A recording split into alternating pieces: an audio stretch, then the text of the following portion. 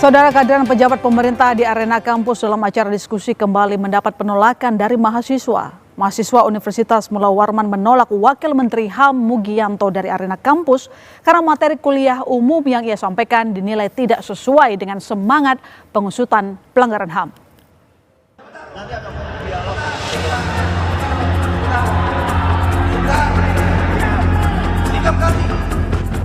Mahasiswa yang tergabung dalam Badan Eksekutif Mahasiswa Universitas Mula Warman, Samarinda, Kalimantan Timur memprotes kehadiran Wakil Menteri Hak Asasi Manusia Mugianto pada Selasa 23 Juni.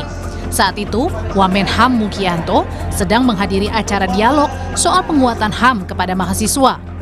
Namun mahasiswa memprotes dan meminta acara diskusi dihentikan. Mahasiswa juga membawa sejumlah poster bergambarkan sejumlah wajah aktivis yang hilang semasa Orde Baru. Mahasiswa menilai kehadiran Mugianto untuk berbicara tentang HAM dinilai tak sesuai. Mahasiswa menuntut kepastian hukum dan penuntasan pelanggaran HAM di masa lalu.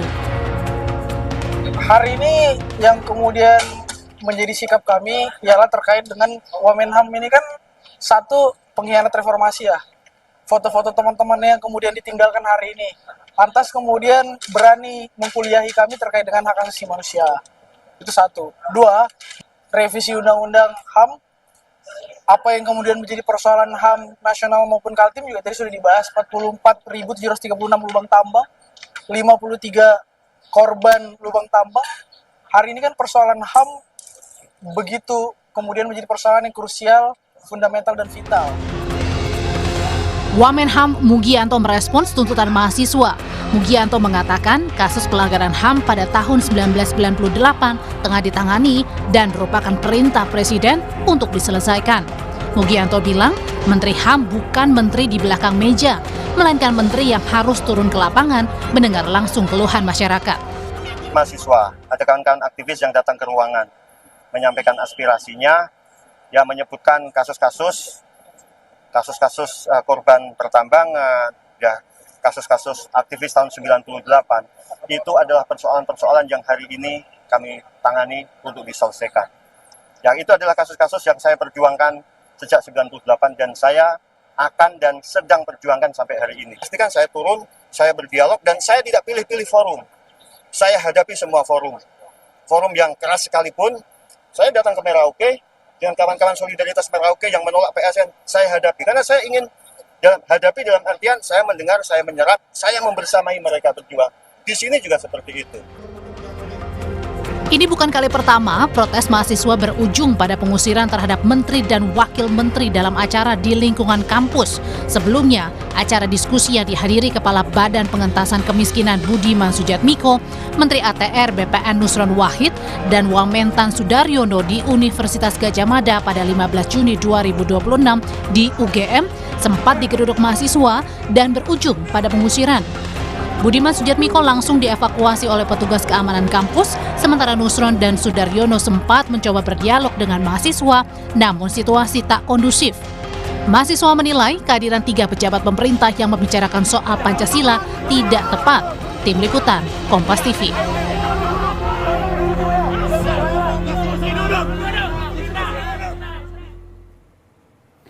Di tengah gelombang aksi unjuk rasa, mahasiswa menolak sejumlah kebijakan pemerintah di sejumlah daerah. Kehadiran pejabat pemerintah dalam acara-acara diskusi di dalam kampus juga mendapat protes dan penolakan. Mahasiswa menyebut alasan penolakan untuk berdiskusi dengan pemerintah karena kebijakan yang dianggap tak berpihak kepada rakyat. Kita bahas bersama dengan Direktur Eksekutif Amnesty International Usman Hamid dan pegiat media sosial Ade Armando. Selamat petang Bang Hamid, selamat petang Bang Ade. Selamat petang. Selamat petang, Ilona. Ya, coba saya ke Bang Usman dulu. Bang Usman, kita lihat selama 2 pekan ini, dalam waktu dekat ini, sudah ada 2 peristiwa penolakan mahasiswa terhadap kehadiran pejabat pemerintah di area kampus. Pertama di UGM dan kemarin terjadi di Universitas Mula Warman. Bagaimana kita membaca ini? Apa yang jadi faktor penyebab mahasiswa menolak kehadiran pejabat pemerintah di kampus? Ya, terima kasih. Kalau kita lihat pemberitaan media di mana sejumlah mahasiswa menjelaskan mengapa mereka menolak, salah satu alasannya adalah karena mereka tidak lagi percaya kepada pemerintah. Dan secara khusus mereka meragukan integritas para pejabat pemerintah yang datang ke lokasi acara, baik itu di Universitas Gadjah Mada maupun juga di Universitas Mula Warman. Bahkan dalam kasus UGM, mereka secara eksplisit menyatakan memiliki rasa muak dan ketidakpercayaan yang tinggi terhadap pemerintah gitu. Jadi saya kira itu adalah ungkapan-ungkapan ketidakpuasan yang tentu saja sepanjang tidak dilakukan secara kekerasan misalnya, haruslah dihormati dan haruslah didengarkan oleh pemerintah dengan cara mengubah kebijakan pemerintah menjadi lebih baik, misalnya menyelesaikan pelanggaran HAM berat, misalnya dalam kasus Universitas Mula Warman, atau dalam kasus UGM, saya kira memperbaiki berbagai kebijakan yang disoroti oleh pemerintah, misalnya perluasan militer di ruang sipil, atau misalnya masalah ekonomi, termasuk juga koperasi desa, koperasi kelurahan Merah Putih yang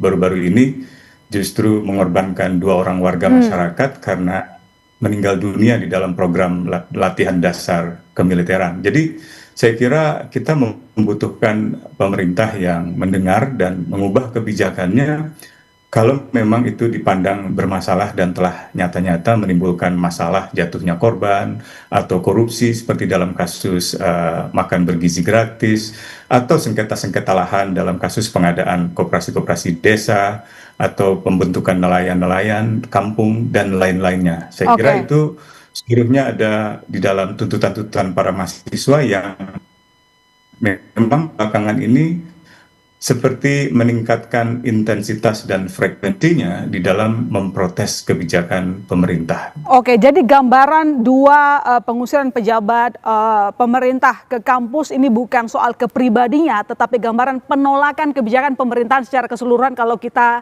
ringkas ya, Bang Usman ya?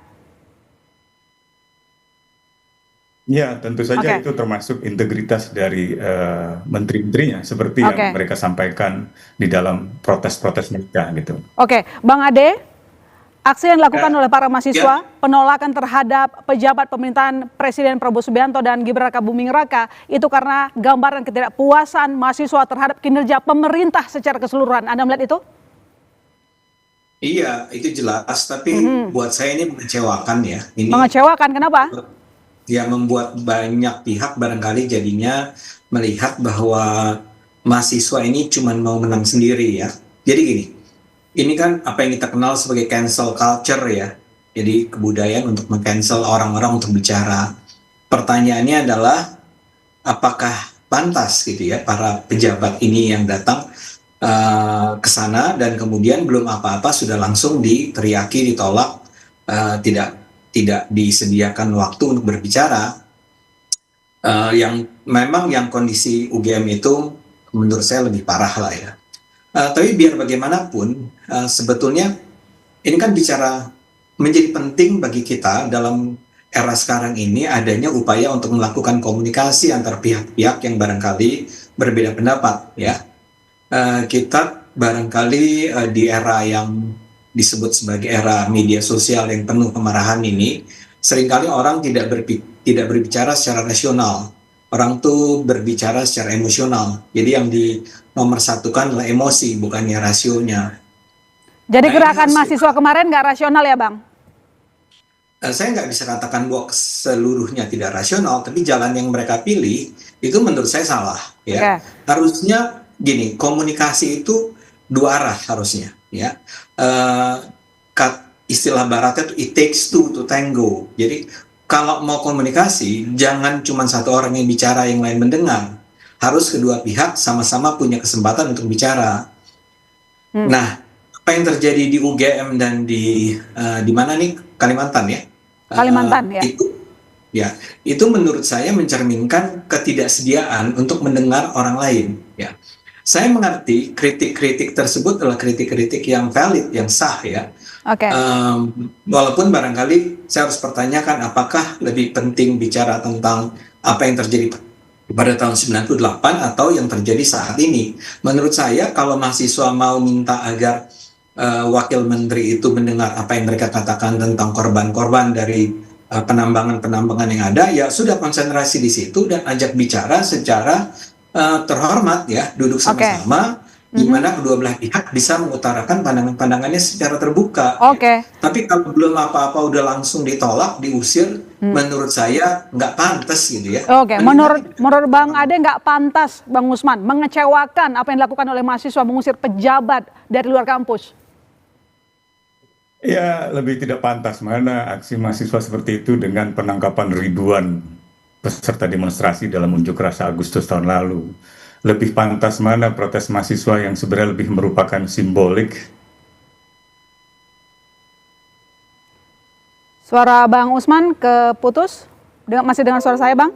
Ya, hingga hari ini. Oke. Lebih banyak, katakanlah, tidak pantas mana dengan pengambilan lahan-lahan masyarakat adat atau sengketa-sengketa lahan yang dipaksa diambil untuk kepentingan koperasi desa atau makan bergizi gratis atau kebijakan pemerintah. Jadi saya kira kalau kita bukan bagian dari pemerintah, sebaiknya energi kita diarahkan untuk mempersoalkan kebijakan pemerintah supaya dia bisa mengarah pada kepentingan umum. Nah, yang kedua saya mau katakan ini beda dengan cancel culture. Cancel culture itu dia menolak atau memboikot seorang figur di publik untuk figur itu bertanggung jawab atas persoalan etikanya. Tetapi dalam kasus ini, ia dituntut untuk misalnya menyelesaikan pelanggaran HAM berat. Dalam kasus Mugianto, saya kira sebagai Wamenham, ia digugat tanggung jawabnya baik sebagai pribadi maupun sebagai pejabat pemerintah. Gitu. Jadi saya kira pemerintah dalam hal ini adalah entitas yang abstrak sebagai institusi yang seharusnya menjalankan kewajiban untuk misalnya mencari orang-orang yang masih hilang. Hari ini kita di media sosial dihebohkan oleh keterangan dari seorang jurnalis ya namanya Farida. Dia menceritakan dalam ungkapan dia yang meminta maaf kepada orang tuanya Bimo Petrus Anugrah. Bimo adalah mahasiswa Universitas Airlangga dan Sekolah Tinggi Filsafat Riyakara yang diculik 98 beberapa bulan atau 1-2 bulan setelah ia menulis di harian Kompas. Dan ia menurut Farida, setelah dinyatakan meninggal dunia karena dieksekusi, dibawa ke sebuah pulau di perairan, kakinya diikat dengan rantai dan rantainya diikatkan pada bola atau pada coran semen dan kemudian meninggal dunia. Jadi saya kira wajar kalau ada semacam urgensi dari para mahasiswa ini, apalagi mereka memperlihatkan poster-poster dari para aktivis yang hilang. Misalnya Biji Tukul atau Bimo Anugrah dan lain sebagainya. Jadi saya kira lebih menggugat tanggung jawab negara dan tanggung jawab pemerintah. Gitu. Ya, ada sisi urgensinya katanya Bang Ade. Apakah Anda juga tidak melihat bahwa aksi penolakan dibanding dialog merupakan menandakan krisis kepercayaan yang tidak selesai seperti disampaikan tadi Bang Usman? Ada sejumlah tuntutan tapi tidak diselesaikan, termasuk soal HAM. Ya, saya setuju bahwa isu-isu yang tadi diangkat oleh Bung Usman itu penting dan harus disampaikan. Ya, soal hilangnya orang-orang karena aksi demokrasi dia, pro demokrasi dia, ya penting dibicarakan lah. Yang saya ingin katakan adalah ya bicara, memang harus berbicara. Makanya saya katakan tadi dalam komunikasi it takes two to tango ya. Cancel culture tuh bahayanya adalah kita tidak memberi tempat bagi orang untuk bicara. Tapi disampaikan Bang Usman tadi ini bukan cancel culture, Bang. Ini mungkin pemahaman Bung Usman beda aja tentang apa itu cancel culture. Cancel culture tuh di mana orang tidak diberi kesempatan karena dia punya kesalahan, maka dia kemudian kita katakan Anda nggak pantas ngomong di hadapan saya. Nah ini di Barat pun jadi masalah ya, karena gini, kayak kasus si Wamen Kumham ini ya, dia datang, dia belum ngomong apa-apa, udah langsung ditolak. Jadi gimana dia?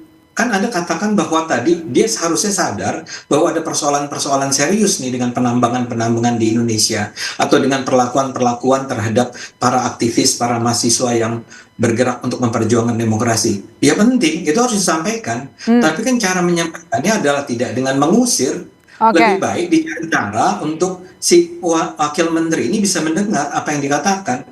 Publik bisa mendengar apa yang ingin dikatakan bahwa memang ada seorang aktivis yang tewas begitu saja, hilang begitu saja karena tulisannya di sebuah harian. Ini kan tidak sama sekali dibicarakan. Yang bicara itu sekarang Bung Usman Hamid dan itu bagus. Tapi harusnya itu disampaikan oleh mahasiswa, tidak dengan cara seperti orang-orang yang tidak memberi kesempatan buat orang lain untuk bicara, tapi justru baik, kita tunggu nanti bagaimana Baik, terima kasih Bang Ade, saya sudah tangkap poinnya, saya juga sudah tangkap poin dari Bang Usman. Nanti kita lanjutkan lagi. Terima kasih telah bergabung di Kompas Petang, abang-abang. Ya. Terima kasih, Dona.